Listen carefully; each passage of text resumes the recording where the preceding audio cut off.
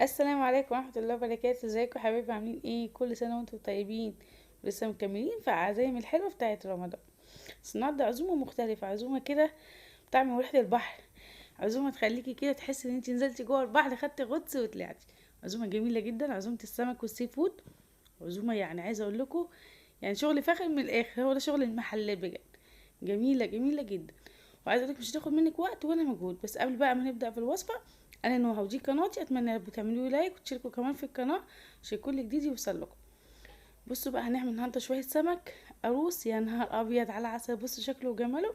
وهنعمل معاهم كمان صينيه السي فود الجامده قوي دي الجباره، لو كلتوها في اي محل هتدفعوا فيها مبلغ وقدره. وانتوا طبعا انا مش هقول لكم اللي هي رخيصه، بس برضه هتجيبوها يعني ايه بنص الثمن اللي انت هتاكلوها بيها بره. ونعمل بقى شويه رز صياديه كده، يعني بصوا مش عايزه اقول لكم من الاخر حاجه ريحته تجيب اخر الشارع. يلا بينا نصلي على النبي عليه الصلاه والسلام ونشوف هنعمل ايه النهارده. بسم الله نبدا كده، بسم الله الرحمن. معايا بقى 3 سمكات كده قاروص، طبعا جوزي راح ايه، الحاجات دي انا مش جايباها من القاهره، الحاجات دي انا جايباها من السويس. جوزي راح هو واصحابه كده ايه السويس، إيه يعني قبل رمضان، وجابوا الحاجات دي معاهم.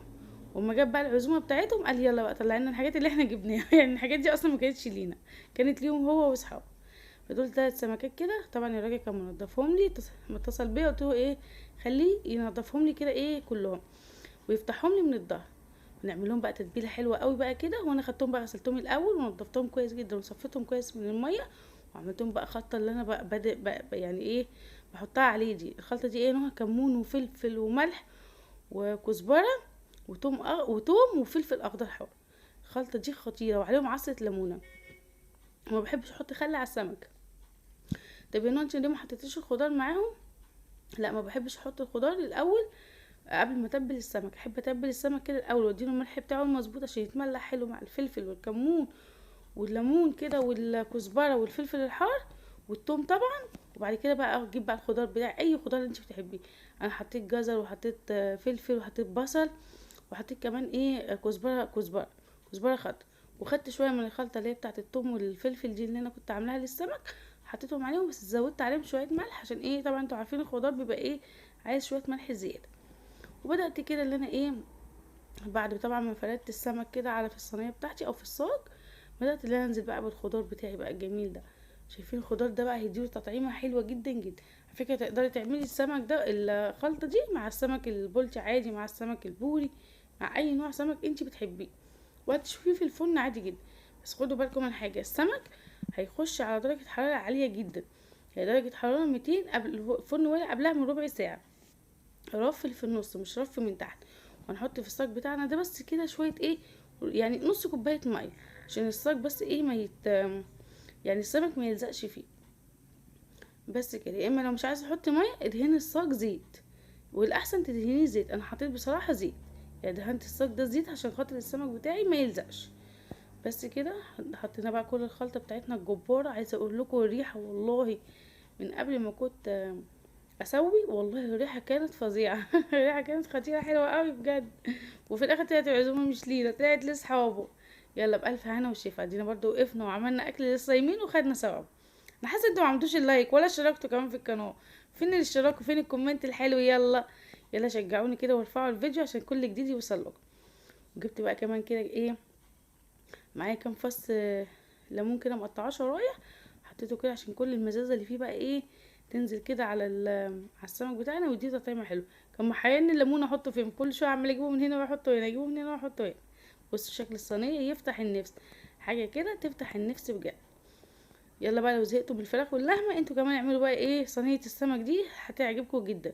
انا طبعا عملت جنبها السي فود عشان خاطر بس يعني ايه كان في عزومه وكده، انما لو كده انا كنت استكفيت اصلا بدي. انا عايزه اقول لكم والله الاكل ده كمان فاض منه لتاني يوم. يلا بقى نعمل شويه الرز، لان صينيه السي فود دي مش هتاخد معانا اصلا يعني 10 دقايق كده على البوتاجاز. فاعملها قبل المغرب على طول، يعني ايه بربع ساعه كده بنص ساعه. بس كده. يلا نحط بقى ايه بصلايه كده مقطعاها كده حلو مكعبات صغيره. وطبعا ايه ناخد كده ايه 3 4 معالق زيت. وكميه الرز بقى اللي ايه اللي تعجبك. والبصله اتحمرت معانا اهي زي ما انتم شايفين، نزلت بقى عليهم بايه بكميه الرز بتاعتي. دول تقريبا كانوا ايه يعني كان نص كيلو رز كده تقريبا. انا مكنتش عامله رز كتير عشان انا كنت عارفه ان هم ايه هياكلوا في الجمبري والحاجات دي، فما حدش هيبص للرز اصلا يعني. فعملت بس شويه كده ايه اللي يعني إيه جنب الاكل يعني. بس كده اقلبه بس كده كويس، واحط بقى الملح والفلفل والكمون، وهحط له برده كمان شويه من الخلطه اللي احنا ايه عملناها. بصوا اهي جبتها ومعاها فصين توم بقى كده، يا نهار ابيض ريحه السمك بتبقى فظيعه. واوعوا تنسوا اللون الخطير اللي هناخده من القرفه ايه هو، رشه السكر اللي احنا حطيناها على البصل، طبعا نسيت اقول لكم عليها. وكمان هنحط ايه نص معلقه صغيره قرفه. القرفه دي اللي هتودينا الرز بتاع السمك في حته تانية. بصوا ادي القرفه اهي بتاع نص معلقه، طبعا انا كترت على نص معلقه عشان انتوا عارفين انا بحب القرفه طبعا يعني.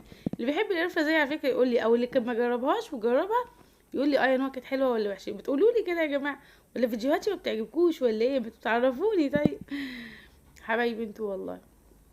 بس كده هقلبه بقى، اديته الميه بتاعته، ما تزودوش الميه عشان البصل هينزل عليه ميه، يعني هينزل الميه بتاعته وايه ويعني وهيتشرب برضو منها، فما تكتروش الميه، خلوا المعيار مظبوط عشان الرز بتاعكم يطلع مفلفل كده ايه وجميل زي ما وريتهولكم في اول الفيديو. بس كده هيغلي بقى، وهعلي وهوطي عليه خالص، او بصوا ما شاء الله غلي تشرب الميه، هوطي عليه خالص بقى واسيبه كده بقى ايه مع نفسه. نيجي بقى للقمر بتاعنا، الصينيه العسل دي. الصينيه العظمه دي بقى فيها ايه؟ دي فيها جمبري، فيها كابوريا، وفيها صبيط، وفيها بلح البحر. مش فاكره فيها حاجه تانية ولا لا، هو لغايه دلوقتي بس دول اللي انا فاكراهم. فدول اللي هنحطهم كده دلوقتي. فايه هنبدا بقى نسخن الصينيه بتاعتنا كده، ونحط فيها شويه زيت، ونحط فيها كمان مكعبين زبده كده حلوين كده ينزلوا يعني يدلعوا لنا الدنيا شويه. السي فود بيحب الزبده، بيحب طعم الزبده، خصوصا الجمبري. الجمبري ما بيتعمل بالزبده بيبقى صراحه طعمه تحفه تحفه تحفه. اي صينيه حلوه عندي كده بقى تكون كبيره. دي طبعا مش كميات على فكره، ده نص كيلو كابوريا ونص كيلو جمبري وهكذا يعني، دول مش كيلوهات يعني، ده كل حاجه من ايه نص كيلو. هنزل باول حاجه بالايه بالكابوريا اللي عورتني في ايديا دي وبهدلت ايدي بس هنزل بيها كده. هي ما شاء الله لونها يعني برتقاني او اورنج من قبل كمان ما تاخد اللون بتاعها.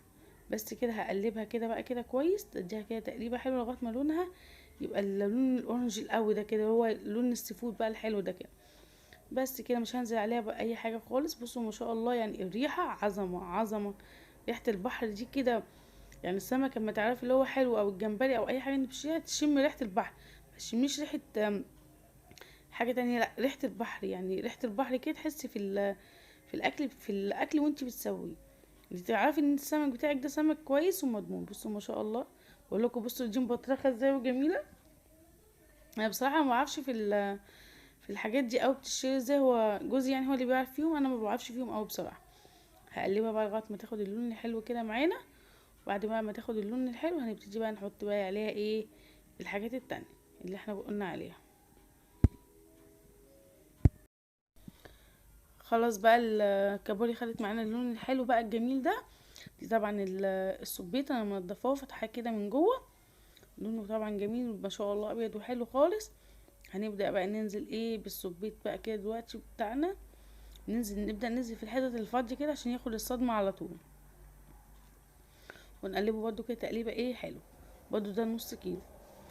بس كده هقلبه بقى كده كله مع الايه مع الكابوريا بتاعتنا. عايزه اقول لكم الصينيه دي عظمه بجد فظيعه، كل اللي ده قال لي بجد فظيعه فظيعه فظيعه حلوه قوي. بس هي مش صينيه اكل قوي، هي صينيه مزمزه يعني، فاهمين قصدي؟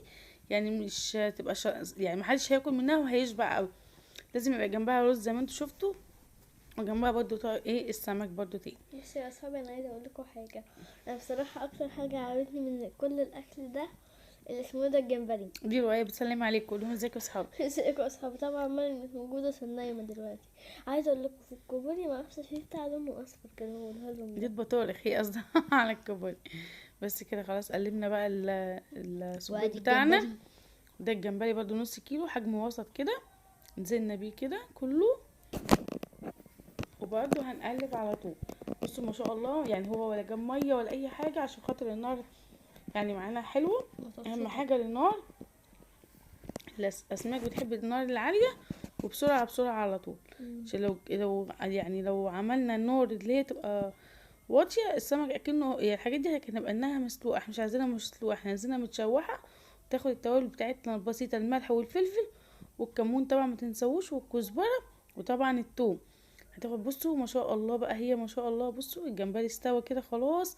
بصوا يعني وهي ال- استوت. حاجات كلها كده دي حاجة استوت. عايزة اقولها لكم، اللي صام يقول لنا في الكومنتات، واللي فطر برضه يقول لنا في الكومنتات، واشتركوا في القناة وفعلوا زر التنبيهات عشان كل اكلاتنا توصلكوا، وكل يوم فيديو جديد مع اكلات نهى. هنا كان بقى معايا بلح البحر، اعملوا زي ما رؤيا قالت لكم كده. بس بلح البحر بلح البحر دوت انا نقعته في الميه، مم.